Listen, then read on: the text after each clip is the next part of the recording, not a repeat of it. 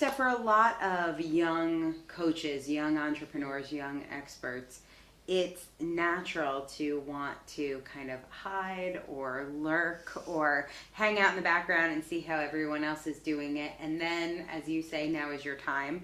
Then a time comes for you to stop hiding your light. Absolutely. And for you to like show up and shine.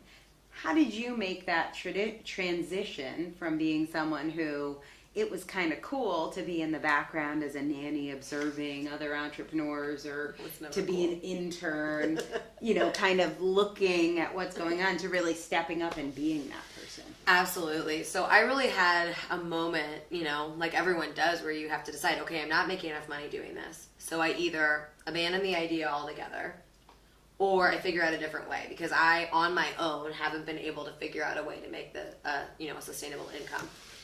And I have that moment of, okay, what does my life look like if I just abandon this whole idea and go get a 9-to-5? Did you really think about that? Yeah, I really was like, what does my life look like? Because you've never really had a traditional go to an office, get dressed in the morning, drive to an office. No.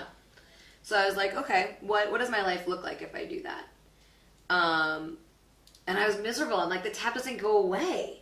It doesn't go away. Like, I'll be sitting there thinking I still should have done, or I'll wonder, or I'll let 20 years go by and I'll think, what if? And so I knew what I wanted people to say when I was gone.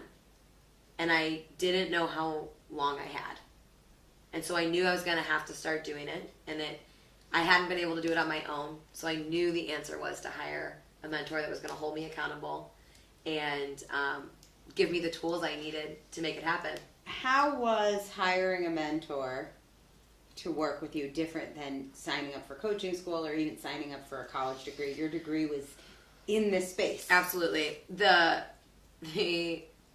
accountability, the fact that they knew me, and then also the investment. It was a higher investment, and it required, I was scared enough, that it wasn't just like some $200 program where, Gabby Bernstein would never know who I was, or whoever the, coach was, I was one of hundreds. Right. It was like, they're going to ask me what my goals are this month, and they're going to know if I'm not showing up, if I'm hiding, if I'm not coming to the calls. Right. They're going to know the calls are small enough. So I remember the day you made that investment, and it easily could have gone either way. Mm-hmm. Everybody else had left my house. You were sort of the last one there trying to decide, should I make this investment or not? How do you think things would be different if you didn't decide to get a mentor at that moment? Do you think... I would have still been wondering what if. Book 2 that changed the game for me and really launched not only like me as a leader and me as a coach, but my entire business wouldn't have happened.